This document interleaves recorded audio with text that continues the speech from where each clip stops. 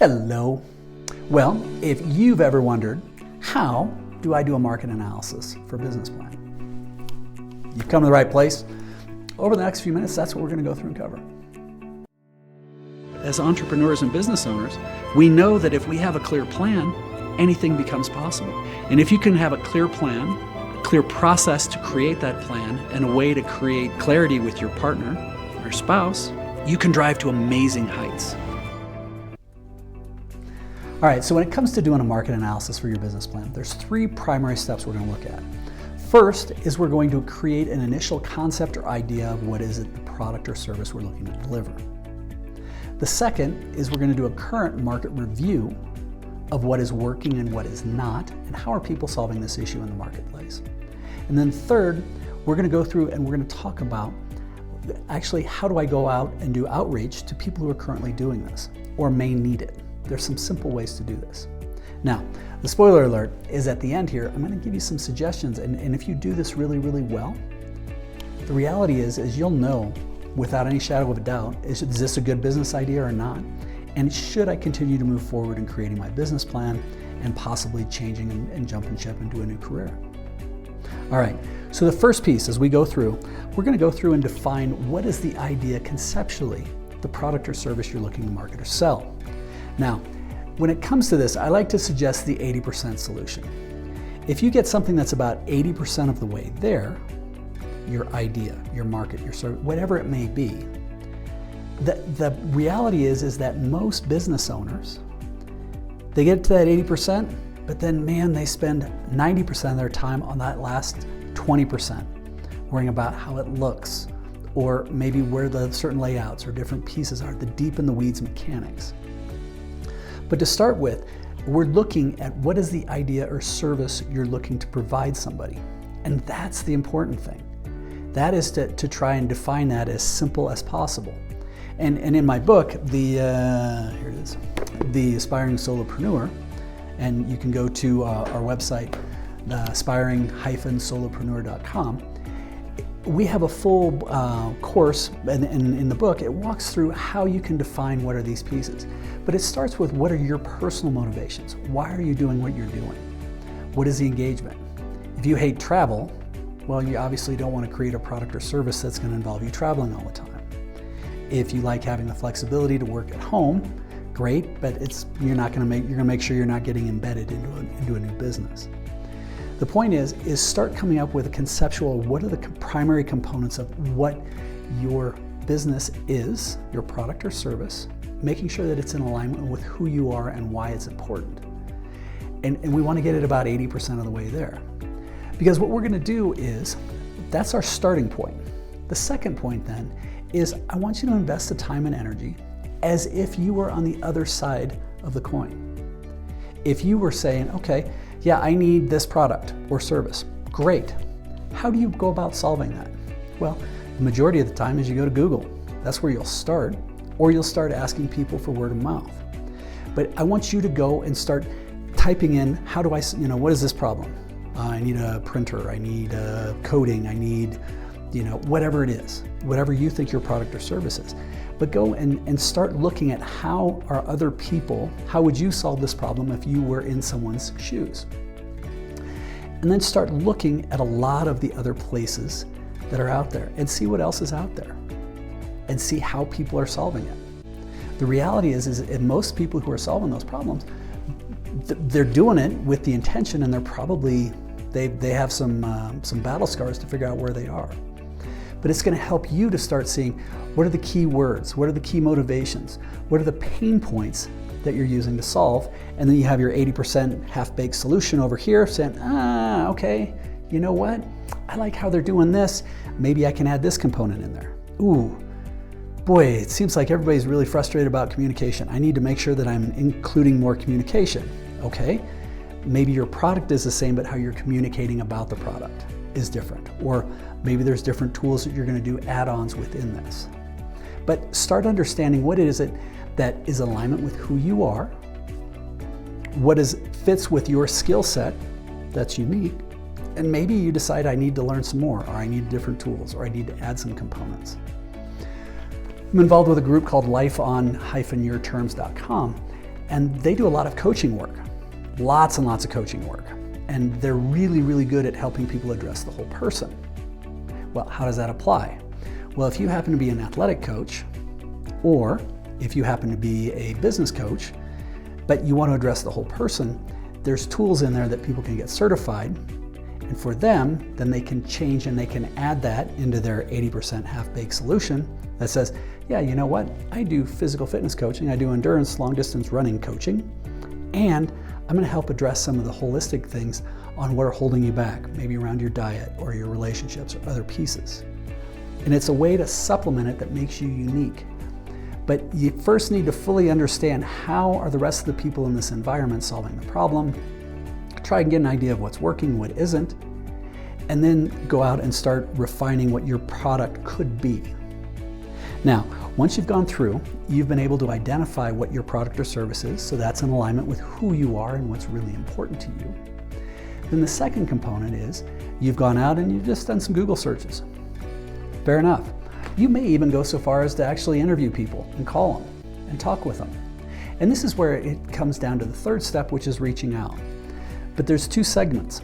Reaching out, A, is you can reach out to your competitors and say, hey, I'm looking to do this. Now, there's two ways to look at this. Most people say, oh my God, I'm never going to call my competitor. They hate me. Well, what's the worst that happens? They hang up? So in some cases, you may consider, if it's a geographic thing, then and you may have geographic competitors and you're in, I don't know, Naples, Florida. Well, then call somebody in a like-minded community in Malibu, California, that there's no way you're going to step on their toes. And say, hey, I'm from Naples, have no desire ever to be there, but I'm looking at getting into a business similar to yours. Would you have 10 minutes to talk to me? The majority of the time, small business owners will love to talk to you about it. If they say no, fair enough, let it go. And in the book, we specifically talk about what are the questions you can go through.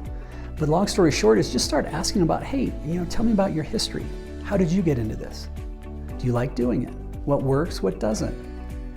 If you could do something different, how would you handle that? What are the products that you're seeing? But the reality is more often than not, you're going to end up with a great friend. You could end up with a collaborator. Now, maybe it goes away, maybe nothing happens. Maybe they hang up on you. Well, just keep smiling and dialing. Now, in some cases, people will even do this in their own region, in their own back door. I'm like, oh my God, really? You would be amazed at how many people, like if you're small and you're getting started and a $10,000 contract is huge for you, it could be great. You could call somebody, it's like, yeah, we don't want anything to do with those $10,000 contracts. We only do $75,000 and above. We'd love to talk to you. You know what? We may even give you some referrals. I've seen that happen more than you would ever believe. But it's a matter of learning what we can from those people. And there's a whole system that if you go down that road, making sure that they're in alignment with your values and who you are and what's important, because how you're representing it, that's not a small thing. But there's a variety of different ways that you can do that. But more often than not, you're trying to learn what other people have learned. And a lot of times people feel, oh, as an entrepreneur, it's a very lonely road and I'm on my own and I have to figure it all out myself. No, you may be the one who's accountable at the end of the day, but you sure as hell don't have to figure everything else out.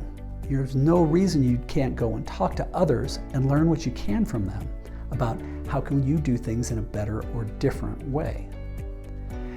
With this, really have that spirit of curiosity, 2 ears, 1 mouth, use them accordingly, listen twice as much as you speak, and dig in and push on that. Now the second part of that one, when you're doing our outreach, is part B. And part B for our outreach comes down to, let's start actually talking to some clients.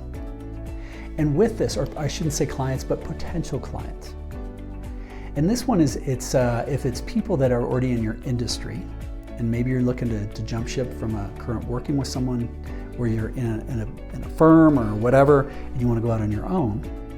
Well, when you start to find some potential clients, some very, very simple ways that are not aggressive at all, that you can go in and recruit and actually do almost a soft sell.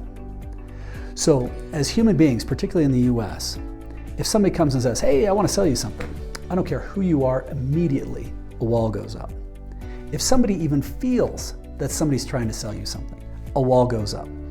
We suddenly surround ourselves in a bubble of no. But most of us are really compassionate. And if you go with that attitude and say, look, I'm not selling you anything. I'm starting a new business and I would love to get your feedback. If you have some time, I would really value your open, candid feedback. When we ask for help, if I'm like, hey, you know what? I don't know you, but I really could use a hand. Would you mind giving me 5 minutes to give me your expert opinion? Innately, people are like, oh my God, yeah, I'll give you 5 minutes. I'm happy to, kid, that's great. So when you go to them and say, look, I am looking at this. This is my background. This is why it's important to me and how I'm doing this. And this is what I'm looking at as my product offering. Your 80% half-baked product offering that maybe you've made some tweaks and adjustments to, but you're saying this is where and how, what I want to do and how it looks like. If you were in my shoes, what would you change? What would you want to see? How would you want it differently?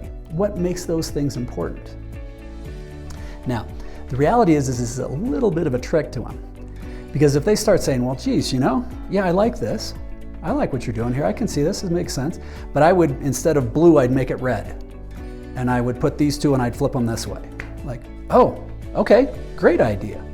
Cool. It's like, what they're doing is they're actually helping you with your market research. They're helping you refine what you're offering. But they're also starting to take ownership. Because if you do that, well, I made that suggestion.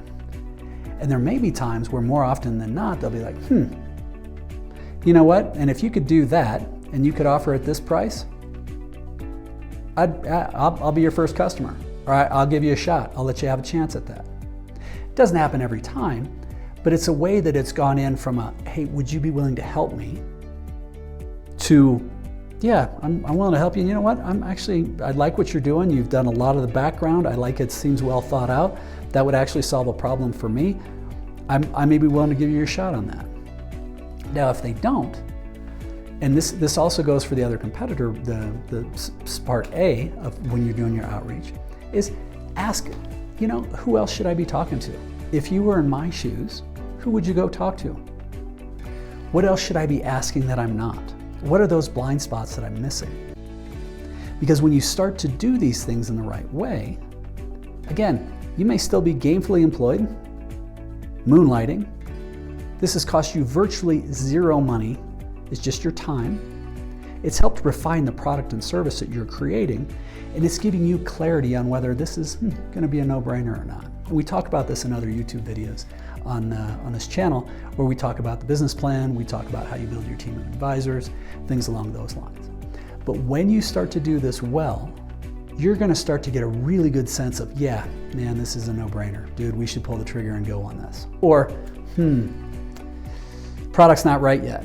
Or maybe the timing's not right. Or maybe the business is not right. Great. Congratulations, you just dodged a bankruptcy bullet. It allows you to really check these things out, and ideally then create to where you have beautiful champions that are in your back pocket that are supporting you and want you to be successful. So if you found this helpful, please like our channel, subscribe to the channel, and keep checking out some of our other videos. Love to hear from you. Keep smiling.